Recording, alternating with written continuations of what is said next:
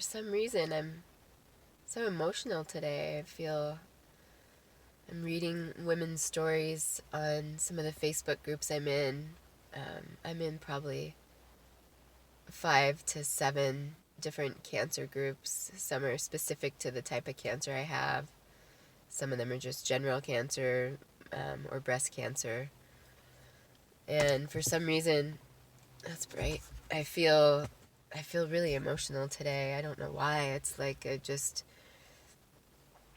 got present to the fact that uh, I really don't know how long I have to live. I'm usually such an optimistic person, probably to a fault. I think I see the good in times where it probably benefit me or behoove me not to be a little more skeptical. And throughout this whole process, I've been very optimistic. Like it just dying has never been an option, you know? And I don't know why. I just for some reason I feel really emotional. I listened to the audio that I recorded back in April of 2018, listening to the radiation oncologist. And at Stanford, I've gone to the Stanford radiation oncologist, and then also to um, the one up in Grass Valley. I have a cold, so I'm crying, and I have a cold and extra sniffly. And I don't know why it I'm really left with how much I have to make this decision on my own, really. The one about doing radiation in particular.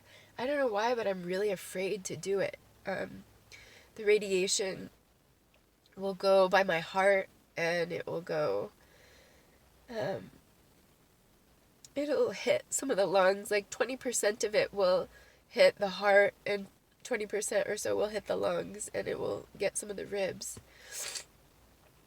And then they'll decide if they'll do it in the lymph nodes or not. And I'm kind of just outside the study of whether or not it's beneficial for someone in my position, which I don't really understand because I know there are a lot of studies that have been done.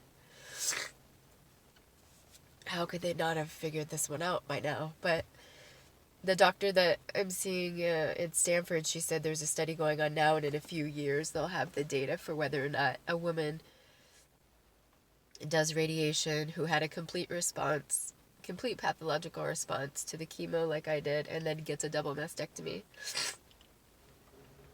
What the outcome is for doing radiation versus not doing radiation. And I'm hearing a lot of different statistics actually. It's very confusing. The oncologist up here, the radiation oncologist, said that what did he say? I'm tired. I don't know. My brain can't really handle a lot. I think part of the emotion is that I've just been doing this for a year, and I'm just tired. I'm really tired of learning about cancer. I'm tired of making decisions about it. I'm tired of all of the learning that I need to do and re-listening to the audios and getting inconclusive information and reaching out to women and hearing, I did it, I didn't do it. I mean, this path is so individual. And I'm tired. I just really want to feel like I've got my life back. Yesterday, my daughter had a friend over, and she really wanted to pick me up, and the friend did, and she said, I want to pick you up, and my daughter was like, no, Mom, don't let her do it. Don't let her do it. You're broken. She said I was broken. It was so cute. And then I've also been called fragile. Someone else said, you're fragile. And I was like, I'm fragile? Wow. I don't want to be fragile or broken. I don't want to be optimistic right now either. I don't know. I don't want to be pessimistic, but I just am being where I am, and where I am is I feel pretty alone in a way, because the people I feel the closest to are people I don't even know. some time ago, a woman who I haven't met, who I met on Facebook in a Facebook group, sent me a care package, and it was the only care package I received. It was just so joyful, and it had the mastectomy camisole, and it just had little tidbits in it. It had a little rock that said strength, I think, or courage, and um, some chapstick. And she also just made a donation to me over the holidays, and I don't know, I just feel so touched by people, especially, people that I don't even know who are going through what I'm going through. And women write stories about how they're getting a divorce right in the middle of all this, and I just think it's heart-wrenching. It's just heart-wrenching. I feel well supported in a lot of ways, but it's not perfect, and I'm not going to get into all the details on a video because I feel respectful of people's privacy. But I mean, my life is going fine. There's nothing to worry about. It's just I do have emotion about. They're calling me back. That's nice. That was the radiation oncologist confirming I need to get that, but I'm making a video. Anyway, it's just a lot. It's a lot to go through. I'm hopefully starting a part-time job soon that's local, and I'm excited about it, and at the same time just trying to figure out the scheduling for it is kind of crazy. I mean, first of all, the scheduling of being a single mom and needing to be there for my daughter and her gym and her school and all the things that she does and her dance, and it's, anyone who's a parent knows what a scheduling nightmare it can be, having a child and all of their needs, especially one who's in homeschool, partially homeschooled, so she's out of school early. And then I have all these appointments, and oh my gosh, just trying to live life around that, and it can be a struggle. I don't know, for some reason I'm just really present to the preciousness of life and feeling like, I really don't know how long I have to be alive. I mean, really, up through now, I'm like, I've got 30 years. This is just a speed bump. This is just a hiccup. But for some reason, I'm afraid of radiation. I'm afraid. I'm so afraid. I'm just afraid of it hitting my ribs. I'm afraid of it hitting my heart. And I know people have gotten through that, but I've just been so humbled by this process. It's so humbling, it's taken a lot away. It's taken away some of my self-esteem and how I feel about myself. I mean, in the darkest days of chemo, how I felt and how I looked was like a 90-year-old woman, like a 90-year-old smoker or something. It's just what it did to my skin and how it made me look and feel. It was hard. And then surgery was like a massacre, It felt like I got massacred and just beat up and got my ass kicked, literally. It's just been so humbling, and having to rely on the generosity of others, and I'm a very independent person, and I'm a hustler. I make stuff happen. And there have been times where I've just really had to rely on others so heavily. It's been hard. It's been really hard. And I don't know if I'll really ever have my life back in the way that it looked, but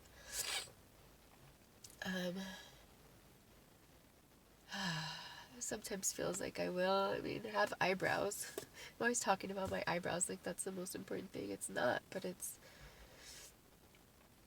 a piece of it. And I don't know, getting a cold was worrisome. I thought, well, I'm just always gonna get a cold now. Is my immune system crushed or what? Every time somebody's around me that's sick, I'm like, great, I'm gonna get sick. It's like I'm 44 years old. I don't want to live. I don't want to feel like I'm 90.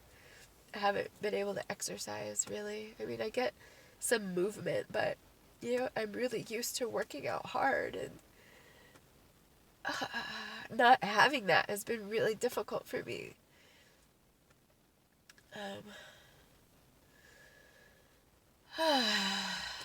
I guess partly I'm making a video because I know a lot of people say you're so strong and you're so inspiring and you're so optimistic, and those things are true, and they'll keep being true.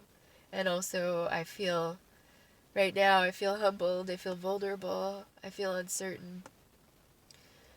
And I'm seeing, the beauty is I'm really just seeing my life, I guess, for what it is. I'm looking at the times I feel like I've made mistakes in my life, and on the one hand, I don't really feel like it's possible to make mistakes in life. Maybe we have regrets, but I don't think really there are any mistakes. But I want to make choices that really feel aligned with, I don't know, my highest self. It sounds weird. What does that even mean? But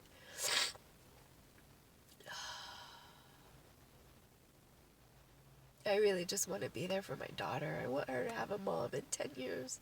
I want her to have a mom in 20 years. She's really the most important thing to me.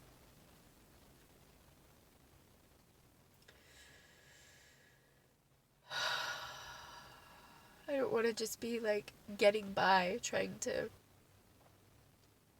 be healthy. Like, is my life just going to be about my health now? I mean, I thought I was just sitting at the gym. My daughter's having gym class right now, and there was a pretty old man in a wheelchair, and I was just listening to him and observing him. I don't know how old he was, but he's dependent on some family member that was with him. His life looks like it's just about managing his health. But he's so much older. I mean, I just didn't think I'd need to deal with something like this at that age. I know I'll get through it. I'll get through it. It just brings into question so many things about my life. Like, why would I want to live another day without being completely aligned with, I don't know, my best self, you know? And I don't really even know what choices I'm making that aren't in alignment with my highest or best self, but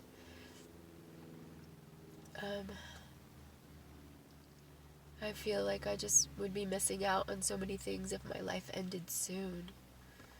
Oh, God, it's a tragic thought.